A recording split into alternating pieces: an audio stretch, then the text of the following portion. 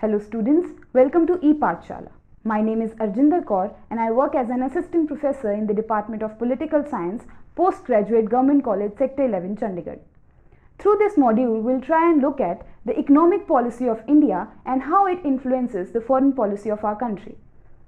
As Nehru once said, it is very important for us to understand economic policy of a country because economic policy of a country is further influencing in any country's foreign policy, and thus it becomes imperative for us to understand how these two policies work together.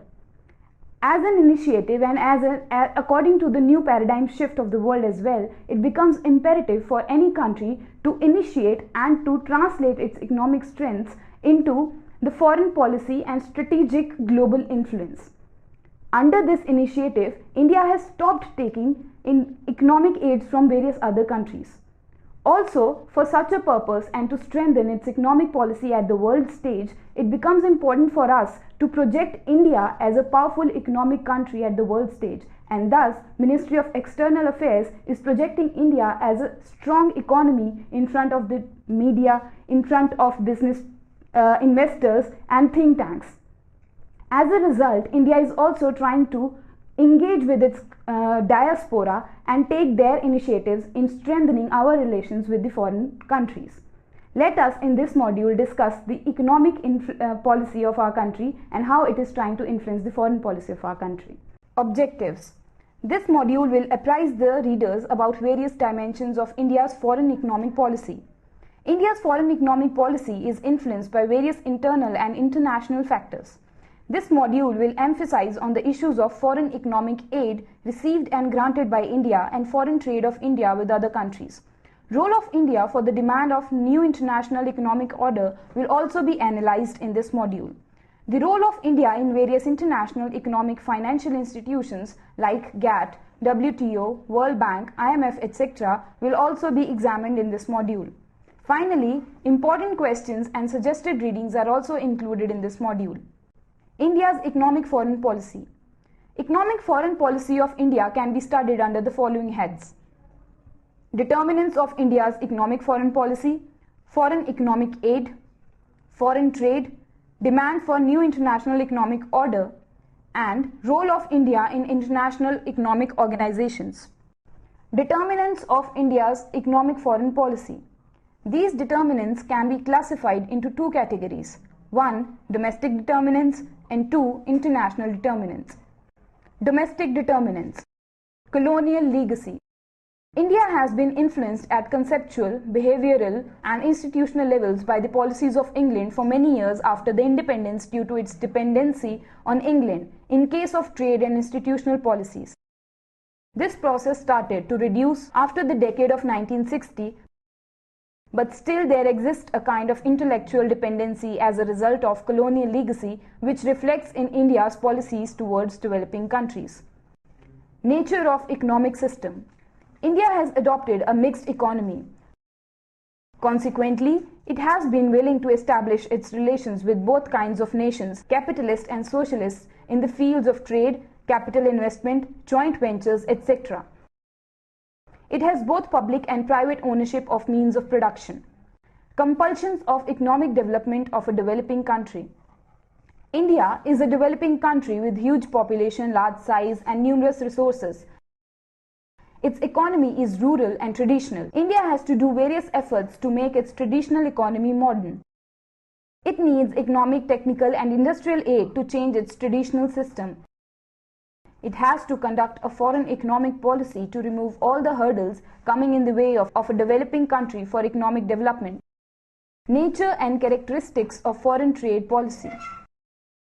All exports and import-related activities are governed by the Foreign Trade Policy (FTP), which is mainly aimed at enhancing the country's exports and use trade expansions as an effective instrument of economic growth and employment generation. The Reserve Bank of India has simplified the rules for credit to exporters by which they can now get a long-term advance from banks for up to 10 years to service their contracts. This measure will help exporters get into new long-term contracts. It will also aid the overall export performance and help the rupee in the short to medium term. International determinants.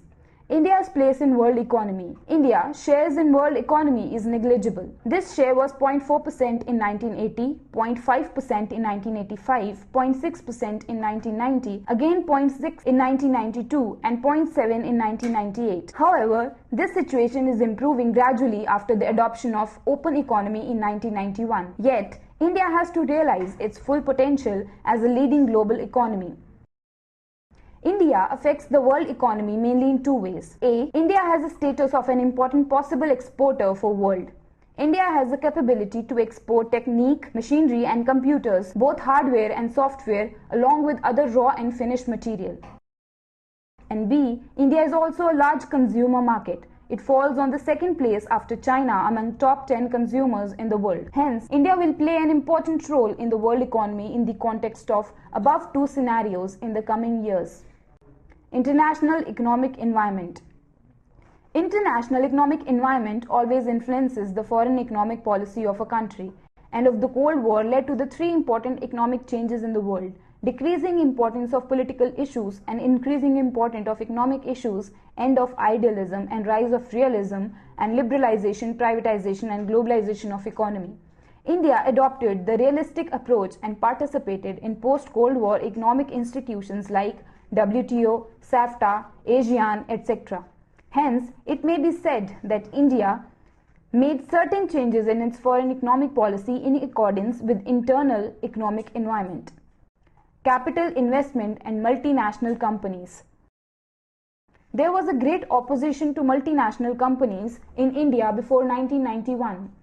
Even the laws like FERA, Foreign Exchange Regulation Act, were framed in India to stop the bad effect of multinational companies in India. But as a result of economic reforms of 1991, the situation turned opposite. A number of multinational companies started to show interest in the Indian market. There are certain disadvantages of having MNCs in a developing country like India, that is, competition to small-scale industries, increased pollution and environmental hazards, improper diffusion of profits and forex imbalance, slow decision making, and sometimes economic distress. Foreign economic aid. After World War II, developed economies have been providing $100 billions in terms of foreign aid to the developing world with a welfare motive. Even before the First World War, foreign aid was used as a profitable investment. However, it was only in the post-war period that the flow of foreign aid began in a planned way, when developed Western countries started contributing primarily for the development of infrastructure, elevation of poverty, emergency relief, peacekeeping efforts, and socio-economic reconstruction programs of their war allies. Objectives of foreign aid. There are a number of objectives which aid can contribute to the process of economic growth. These may be following. Aid stimulates investment in both physical and human capital. Aid acts as a supplement to the scarce domestic resources and acts as a major source of foreign exchange earnings. Aid increases the capacity to import necessary capital goods and technology. Aid helps to raise the productivity of both capital and labor through technological transfers and also promotes indigenous technical change. Aid also brings other crucial resources for development such as managerial skills, organizational capability, research ideas and market access. It also helps the underdeveloped economies in filling three major gaps. A. Saying investment gap, B. Export-import gap, and C. Technological know-how gap. At the same time, huge amount of external assistance inflows may create threat for large amount of external debt burden in the long run to developing economies. Leading aid donors to India. In 2012, the United Kingdom disbursed $180 million in foreign aid to India, which was until recently the UK. Department for International Development's second largest bilateral program.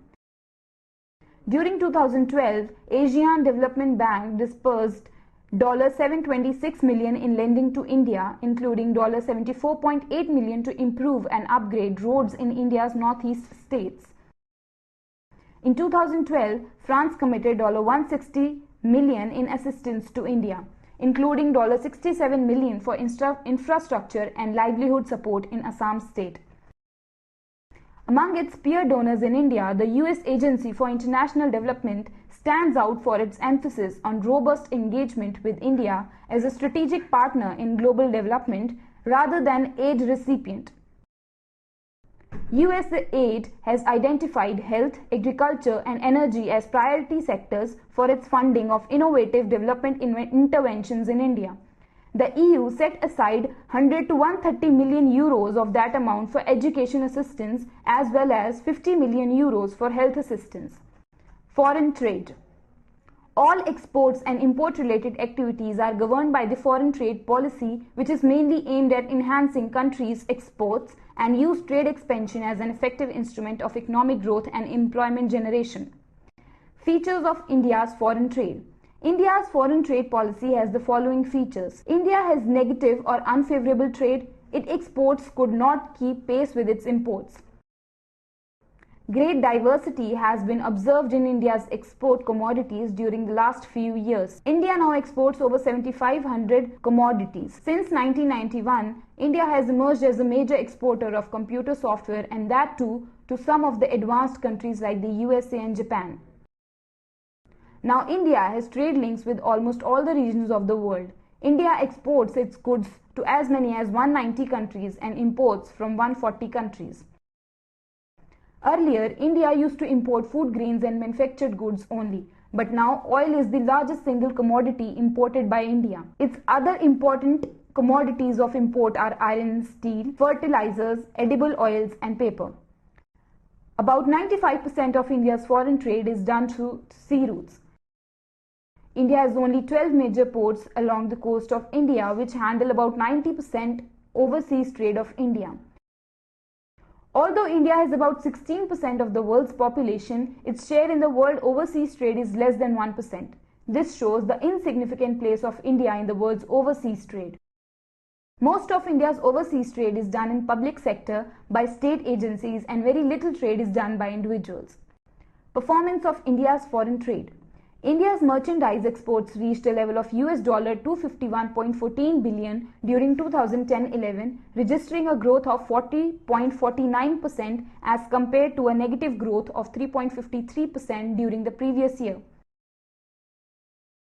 Cumulative value of imports during 2011-12 April-December was $350.94 billion as against $269.18 billion during the corresponding period of the previous year, registering a growth of 30.4% in dollar terms.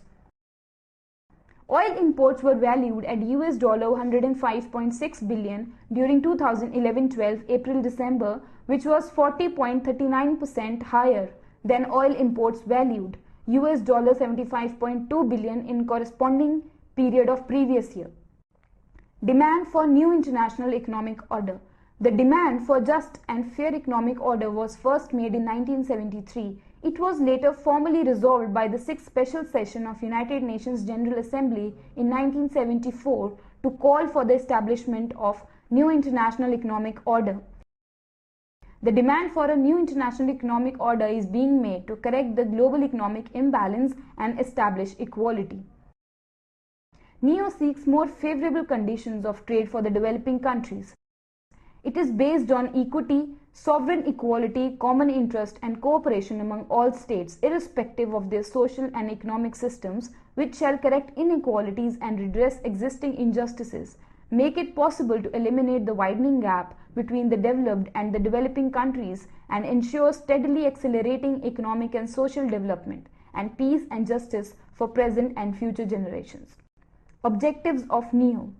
1. NIEO aims at social justice among the trading countries of the world.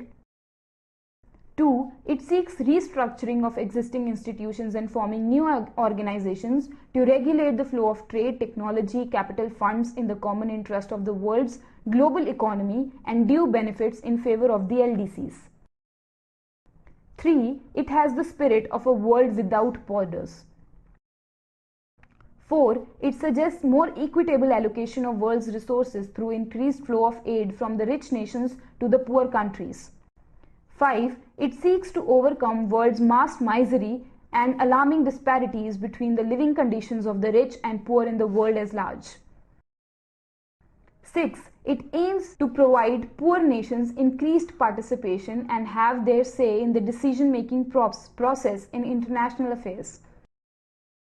7. It envisages the establishment of a new international currency, the implementation of SDR aid linkage, the increased stabilization of international floating exchange system, and the use of IMF funds as interest subsidy on loans to the poorest developing countries. India's role in demand for NIEO.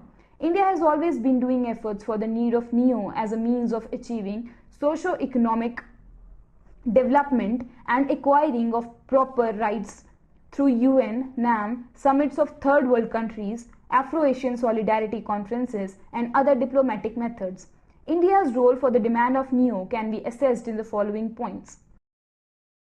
1. The then Foreign Minister of India, Swaran Singh, participated in the 6th UN Special Session in 1974 and suggested various provisions to address the needs of developing countries.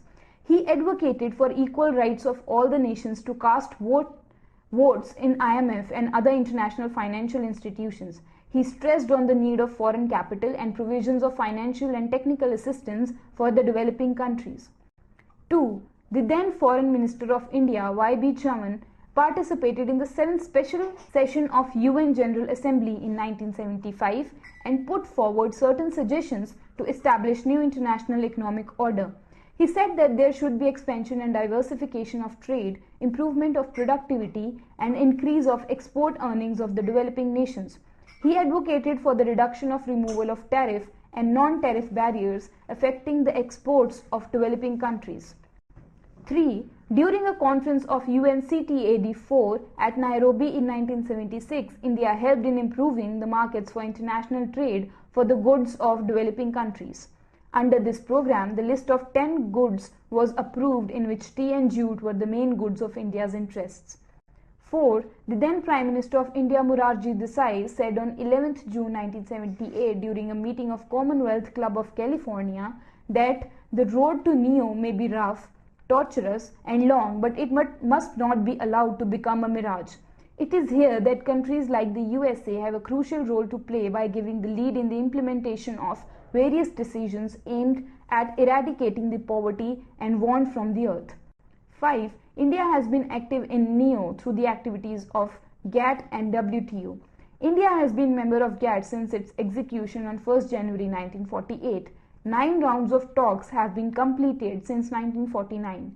India reacted even on Dunkel proposals from the angle of developing countries, but ultimately WTO replaced the GATT under Uruguay rounds. Now India has to fight for the rights of developing countries under the provisions of WTO. 7 main summits were held under the authority of UNCTAD. These were Geneva 1964, New Delhi 1968, Santiago 1972, Nairobi 1976, Manila 1979, Paris 1981, and Geneva 1987. India individually and collectively played an important role during these summits for the interests of developing countries. Hence, it is clear that India and other developing countries have been doing sincere efforts for NIEO since the decade of 1970, but nothing concrete could be achieved.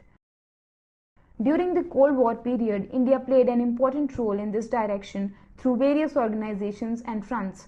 This situation became more complex after 1991. The overall situation is not hopeful for developing countries. At present, India is also not in a very strong position. Rather, it is involved in the programs of economic reforms under the pressure of World Bank and IMF. Role of India in international economic organizations. To know of India's foreign economic policy, it is essential to understand its role in international economic financial organizations. In this regard, India's role can be analyzed in the following organizations. 1. IBRD, World Bank, IDA. 2. IMF. 3. GATT. And 4. WTO. India and IBRD, World Bank, IDA. India is a member of 4 of the 5 constituents of the World Bank Group, that is, International Bank for Reconstruction and Development, IBRD, International Development Association, IDA, International Finance Corporation, IFC, and Multilateral Investment Guarantee Agency, MIGA. India has been accessing funds from the World Bank, mainly through IBRD and IDA, for various development projects. India is one of the founder members of IBRD, IDA and IFC. World Bank assistance in India started from 1948 when a funding of agricultural machinery project was approved. The main sectors for which IBRD assistance of $3,049 million has been provided are roads and highways, energy, urban infrastructure including water and sanitation, rural credit, disaster management and the financial services sector. The total assistance extended by IDA by way of credits to India, for which agreements were signed, was $37,299.16 million as on 31 December 2010. During the period from 1st January 2011 to 31st December 2011, new commitments of $2,207.34 million were approved, taking that assistance to $39,506.5 million as on 31 December 2011.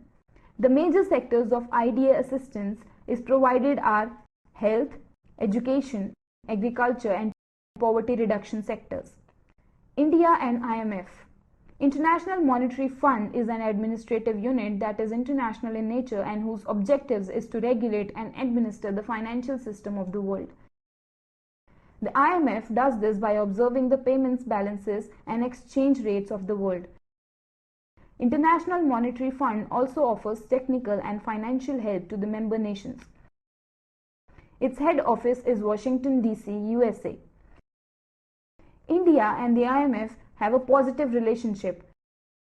The IMF has provided financial assistance to India, which has helped in boosting the country's economy. The IMF raised the country for it was able to avoid the Asian financial crisis in 1999 and was also able to maintain the average rate of growth of its economy. The Managing Director of International Monetary Fund, Rodrigo Di Retto, visited India in May 2005. In 2005, the IMF said that the budget of India is very positive for its points that the economy of country will grow at the rate of 6.7%. International Monetary Fund said that the reasons behind the economic growth of India are that the RBI has been able to control inflation and has also handled its monetary policies very skillfully. The IMF has suggested that India can become a financial superpower by bringing in more reforms in its economic policies that will increase its growth rate to 8%. India and GATT. GATT was established in 1947 in order to set up International Trade Organization (ITO), which was to regulate world trade. GATT was the result of an international conference held at Geneva in 1947 to consider a draft charter for the International Trade Organization (ITO). The US initiated negotiations with 22 other countries that led to commitments to regulate 45,000 tariff rates. Technically, GATT was viewed as an agreement under the provisions of US Reciprocal Trade Act of 1934 and hence did not require approval of Congress. It was considered a provisional agreement that would be replaced once the ITO became operational to take over its functions. So GATT began its provisional existence on January 1, 1948, when 23 contracting parties signed the agreement.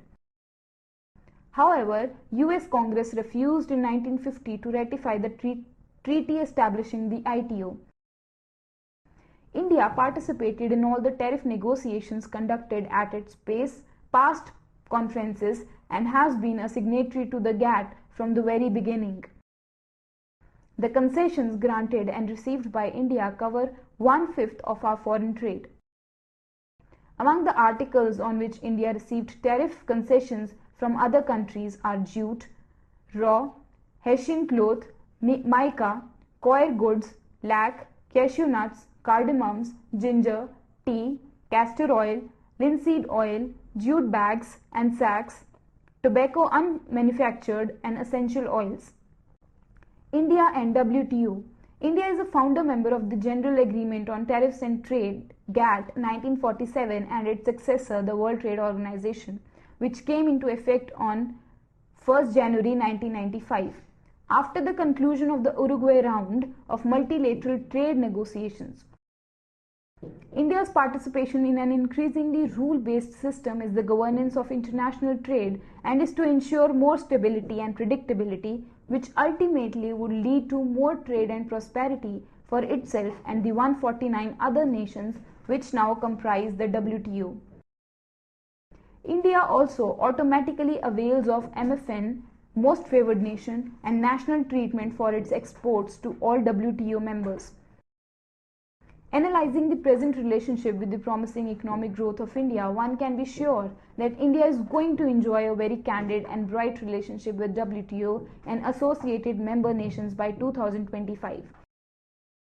But at the same time, there are some issues on which India has expressed certain reservations. These are: during the implementation of WTO agreements, India has experienced certain imbalances and inequalities in the WTO agreements. It is found that some developed countries have not fulfilled their obligations in letter and spirit of the WTO agreements, and many of the special and differential treatment clauses in favor of developing countries added in various WTO agreements have remained inoperational. Taking advantage of the exception clauses provided in the WTO, most industrialized countries are still enforcing various regulations on foreign producers and suppliers. Extending the scope of the investment regime in WTO beyond trade-related investment measures and general agreements on trade in services is not appropriate. A multilateral framework cannot guarantee an increase in FDI inflows, although it threatens to adversely affect the quality of the inflows. Let me conclude this module by arguing with the fact that for any country to have strong economic ties with other countries, it is important for us to first enforce our own economic policies with full force and with full seriousness.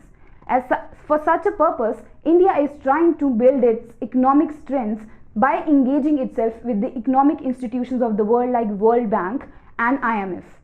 Through these institutions, India is not only trying to strengthen its internal economic conditions, but is also trying to engage in the foreign trade with the other countries of the world. Not only foreign trade, but India is also trying to engage with the other countries of the world through free trade agreements as well. As such, it becomes very important for us to understand our own economic conditions and then articulate them and enforce them into the foreign policy of our country. Thus, India's engagement with the World Bank, IMF, and with other economic institutions become important and imperative to understand, and through this module we have learned that India's position is being strengthened through these institutions and India is emerging as an important economic country of the world. Thank you.